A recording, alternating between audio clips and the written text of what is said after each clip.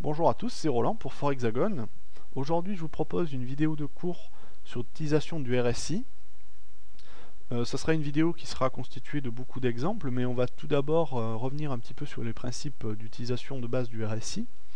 Alors le RSI, c'est un indicateur compris entre 0 et 100. C'est donc un oscillateur.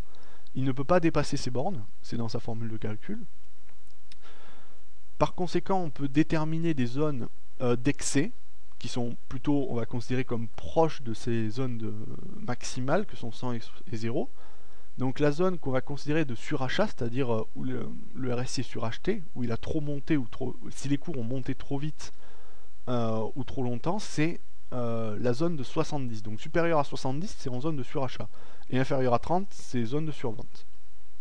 Donc ce qu'on peut faire, c'est trader l'anticipation, c'est-à-dire acheter lorsque les cours ont trop baissé, c'est-à-dire où le RSI est en survente, et vendre lorsque les cours ont trop monté, c'est-à-dire quand le RSI est en surachat. Ça se réalise pas toujours, hein, c'est pas une vérité absolue, et même pas forcément une vérité du tout, ça dépend de la configuration et de l'interprétation qu'il faut en faire. Ensuite, les autres méthodes, donc l'autre méthode, ça permet de comprendre comment ça fonctionne en tendance. Donc on va définir la zone de 50, donc le milieu de 0 et 100, hein, le centre du RSI. Cette zone, quand on va être plutôt, le RSI va se situer au-dessus, on va plutôt être dans une tendance haussière, et quand il va être en dessous, on va plutôt considérer que les cours sont tendance baissière. Donc c'est un petit peu un indicateur de suivi de tendance à ce sens. Ensuite, il y a l'utilisation des divergences, c'est-à-dire lorsque les plus hauts, je vais expliquer ça rapidement, il n'y en a pas pour très longtemps, lorsque les plus hauts sur le RSI sont de plus en plus bas, mais que sur les cours, les plus hauts sont de plus en plus hauts, alors on a une divergence baissière, et inversement pour une divergence haussière. Mais on va voir ça dans un exemple très rapidement. Donc, tout d'abord, quand c'est qu'on utilise le RSI et où? Et de quelle manière? Le RSI, ça s'utilise principalement dans des zones plutôt de range. Mais pas toujours, il y a d'autres méthodes, mais pour trader, pour utiliser les zones de surachat et de survente, on va privilégier les zones de range. Pourquoi? Parce que dans une zone de tendance, comme vous voyez ici, les cours vont rapidement à chaque fois dans le surachat, hein. Vous voyez ici, on a plusieurs zones où les cours rentrent en surachat. Là, et ensuite, là, vous voyez, il y en a 3 qui suivent.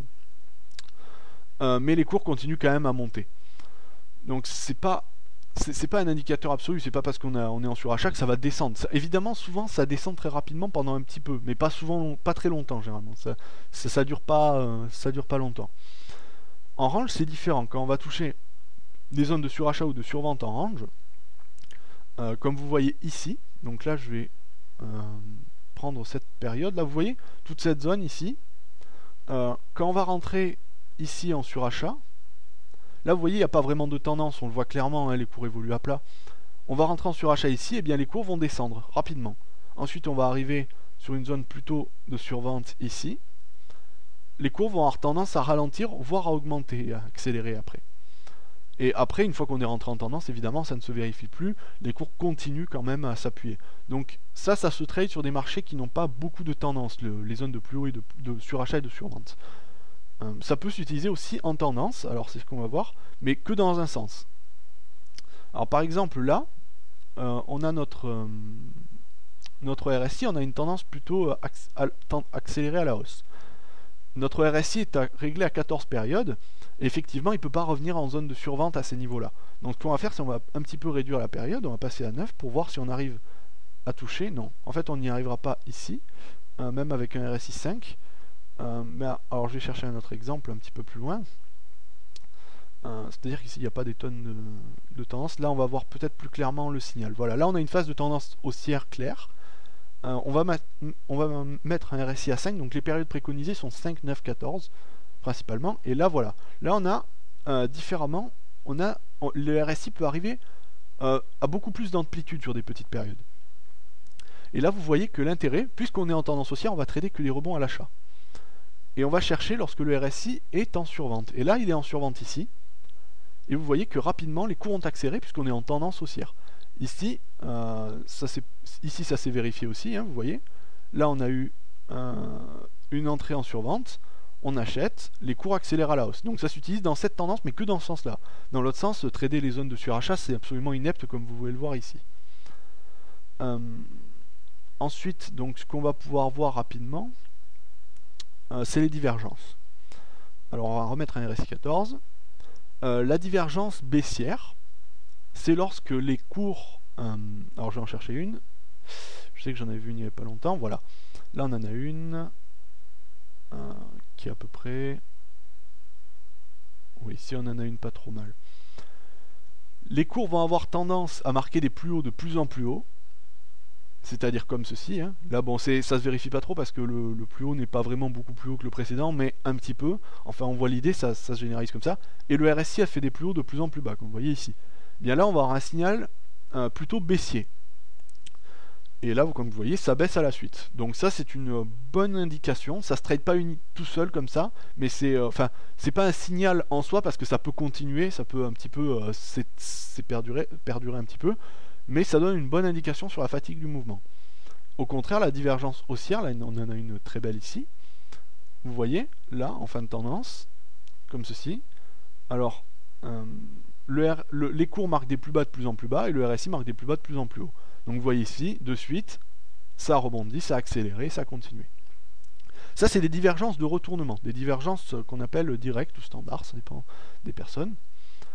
Qui servent à trader des retournements. Maintenant, on va voir les divergences cachées. Alors, je vais essayer d'en trouver une ici. On devrait bien en trouver une quelque part. Ça se trade, les divergences cachées, contrairement à la divergence directe, ça se trade dans la tendance, contrairement. Enfin, c'est des continuations. Alors là, eh bien, on en a une très belle. Divergence haussière. Alors là, c'est en tendance haussière. On va avoir des plus bas de plus en plus haut sur le cours, mais des plus bas de plus en plus bas sur le RSI. Et là, comme vous voyez, accélération. Et puis là, ce qui est bien, c'est qu'on bénéficie de la force de la tendance. Donc on continue, on accélère dans son sens. Et là, c'est très intéressant. Et comme vous voyez, ça a continué à monter. Et puis ça pourrait se revérifier, on en trouverait une autre. Ça marche peut-être mieux à mon goût. Hein, c'est très subjectif, mais je trouve que ça marche un petit peu mieux que la divergence directe. Je vais essayer de trouver une divergence baissière. On devrait bien en trouver une. Ben là, on en trouve une. Là, vous voyez, donc la divergence baissière, on a des cours qui marquent des plus hauts de plus en plus bas. Donc ça, c'est une divergence baissière cachée. Et un RSI qui marque des plus hauts de plus en plus haut. Et là, vous voyez que après ce pic, eh bien, les cours ont baissé clairement, ont continué leur baisse. Voilà. On en a une très belle autre, bien plus matérialisée encore, comme vous voyez ici. Là, on a des cours de plus en plus bas, bien que ça soit assez faible, hein, on se l'accorde. Et là, on a un RSI qui a vraiment beaucoup plus augmenté, et juste après, eh bien, ça continue à baisser.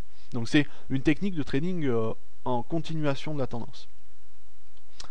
Et ensuite, donc là on a vu, on revoit par rapport à ce que je vous ai dit tout à l'heure, chaque point théorique. Donc maintenant on va voir le passage au-dessus du 50 ou en dessous. Bien, en zone de tendance, donc en phase de tendance, lorsque le RSI passe au-dessus de 50, on va considérer que les cours sont plutôt orientés en tendance haussière. Donc là vous voyez que ici, il y a eu cassure de la zone des 50, on est passé au-dessus. Évidemment ça se vérifie pas toujours. Mais pour une entrée en tendance, c'est assez bien quand même. C'est un bon indicateur. Après, vous voyez, des fois, ça peut toucher et y rester un petit peu. C'est quelque chose, ça, c'est comme pour les moyennes mobiles. La cassure d'une zone, comme ça, on attend vraiment que c'est un petit peu démarré avant de se lancer. Là, vous voyez, ici, on a eu une cassure à la baisse. Et après, on a eu une continuation. Là, on pouvait considérer qu'on était plutôt rentré en tendance baissière. Et effectivement, les cours ont continué à baisser.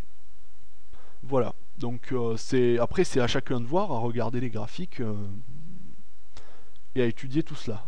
Là, je vous ai exposé les principes de base d'utilisation du RSI. Après, il faut pratiquer.